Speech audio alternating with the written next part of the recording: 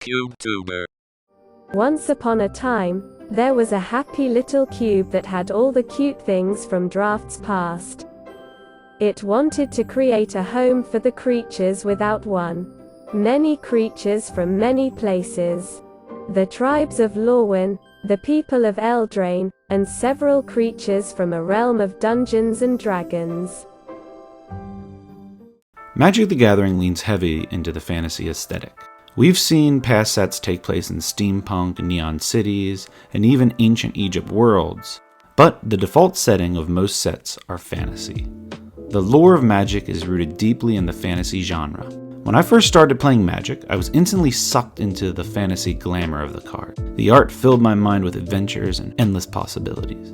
So, when I look through cubes, I'm always looking for a cube that pays homage to that fantasy imagery. A cube that follows many of the typical fantasy tropes that many of us love and know. A cube with dragons, mystical fairies, valiant knights, noble queens, and lonesome goblins. There are many cubes that aim to provide this fantasy setting in their environment. However, there is one that fits all of these tropes nicely together within 360 cards.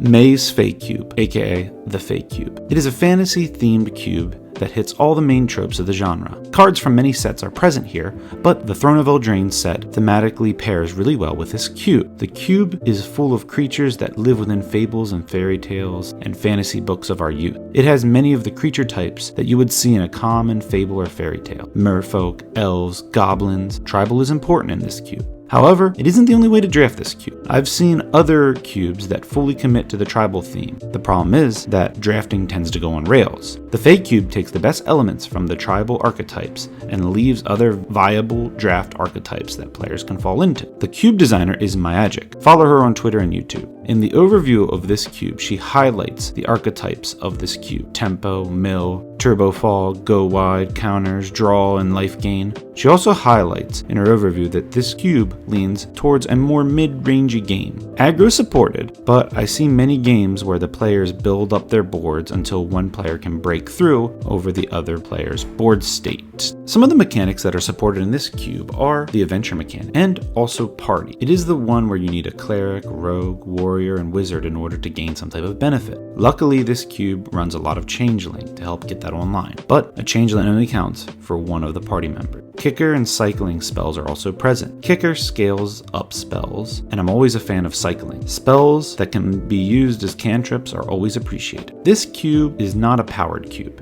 In fact, it reminds me of a peasant level cube with a plethora of commons and uncommons and a few rares sprinkled in to boost up the power level, but not enough to tear the damn roof off.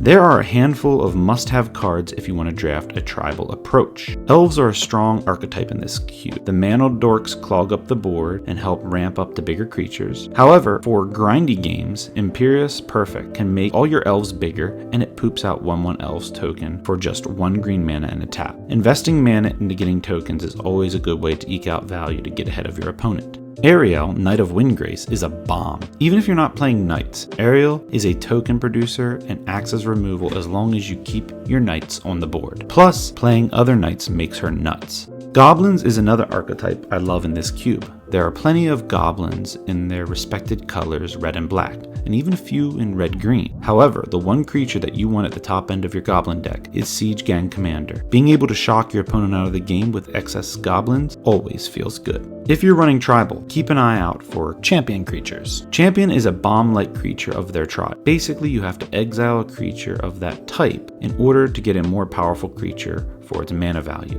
Changeling Titan lets you exile any creature and nets you a 7/7. Ren's Run Packmaster is an elf champion card that is a mana sink that gets you wolves, plus they get Death Touch. Other cards that stand out in this cube: Giant Killer can be a removal spell that can clog up the board by tapping down the biggest threat. Expunge is a solid kill spell that cycles. Once Upon a Time is a free spell that lets you dig for a creature or a land, plus it's spot on with the flavor of this cube. Heirloom Blade is good for any of the tribal decks. And if you get a changeling to die with this equipped to it, it can hit any creature in your deck. Also, all the 3-colored spells here are bomb. There's not many of them, but if you have the mana for it and can pull it off, your opponent is going to have a hard time. Unfortunately, this cube gets frequent updates. Myagic tweaks this constantly and always runs discussion about this cube on Twitter. Follow her on Twitter in the video description below. However, the one thing I would change are some of the lands. The Fae Cube runs 2 each of the tap lands that gain a life when they come in. Also, it runs a set of the regular tap lands. I don't know why you wouldn't run 3 each of these tap lands that gain 1 life. They just seem to be better. Also, there are other cards that would fit well in with this cube, like Metallic Mimic and Adaptive Automation to help support some of the tribal creatures. However, I realize that they don't really match the flavor of this cube. What are robots doing next to changelings, fairies, and goblins? Plus, this cube is not solely a tribal cube.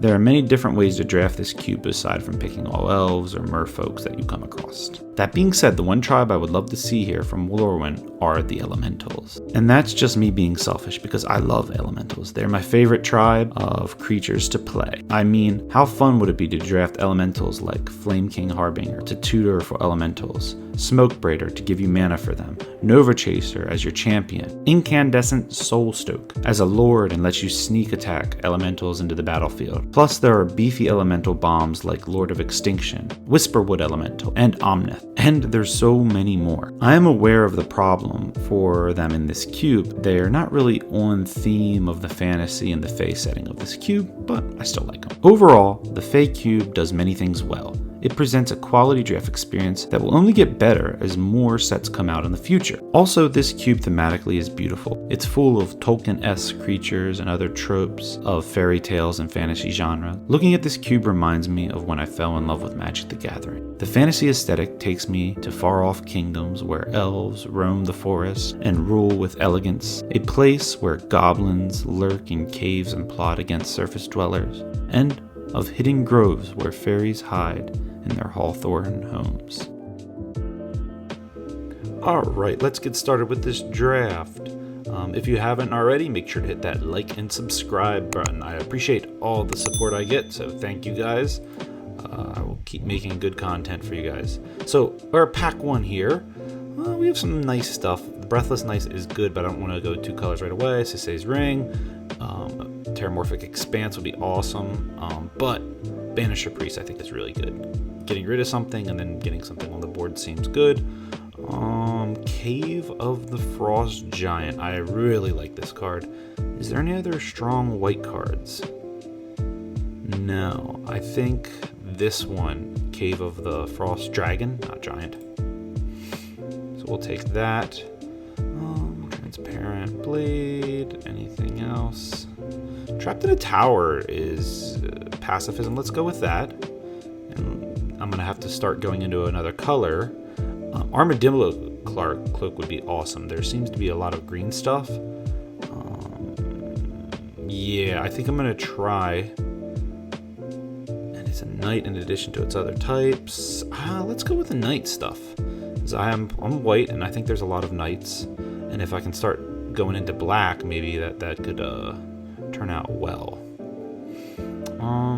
Let's go with the dragon here. Great Sword of Tyr. I really like this card. Eternal Dragon. Ooh. So let's take a look at what we have down here. I have nothing that's really aggro. If I was going aggro, I'd say the Great Sword if I had at least a few 1/1s or 2/1s. So we're going to go with the Eternal Dragon and hope that goes around, even though I doubt it will. See, now we're starting to see some smaller creatures like Fairy Godmother. I really like being able to tap something down. This could be really good too. Beloved Princess.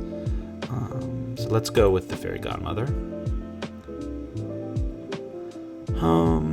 Nothing too wild here. I'm gonna grab her just because.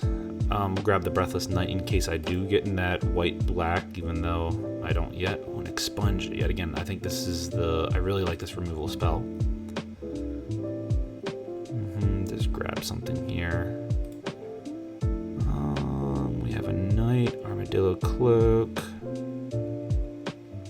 I do like him. We'll keep him just in case I do hit some Knight stuff going on. And it looks like this. Oh, the sword did go around. Nice. I'm grabbing it.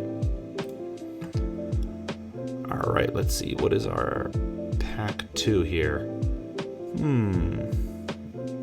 We could do that and then start going into black, because right now we have a few black cards. Well, Breathless Knight and this, and we could go white black knights. So let's go with that. Although there's some other pretty cool stuff here.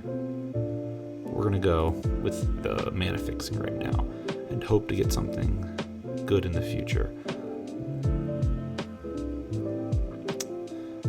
Glass Casket seems okay for stopping something early.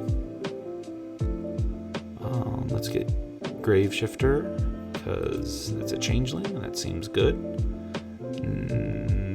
Ooh, Gift of Orzhov or Evolving Wilds. This is a tough pick here.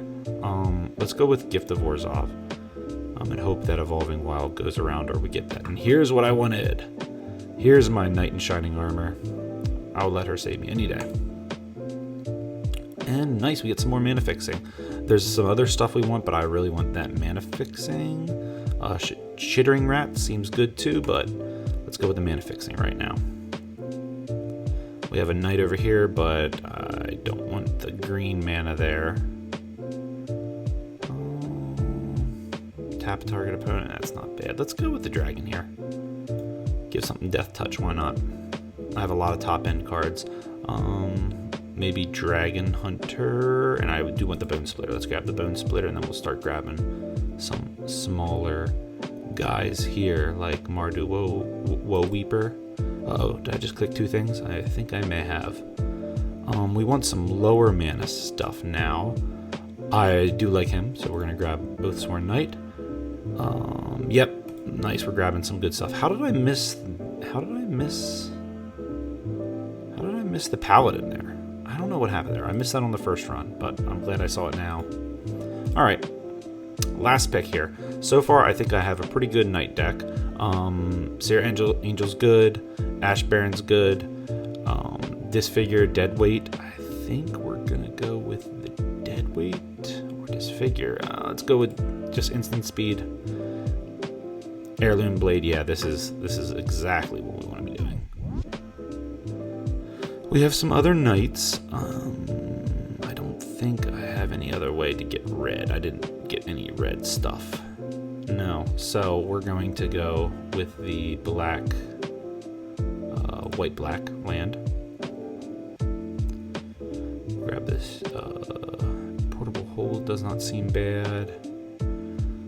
We need some more low mana creatures, though. This gets us some for 5 mana. Let's do Nameless. It's a removal spell. We have a lot of removal for little things, for smaller creatures. Not a knight, but that's okay. Here we go. We have some knights now. I think Banalish Marshal is really good, but since I'm going to be tapping into black, I think I'm going to go with the Contender. It may be the wrong choice here, but I'm going with it. And grab the Marble Diamond. Even though I probably should be grabbing other stuff. This seems good, even though it's not a knight. Giant Killer, Oblivion Ring. Ooh, I think we're going to go with Giant Killer, just because being a removal spell and then be able to tap something down. So I have a good bit of knights, but I want to be able to attack with stuff and have some more interactions here.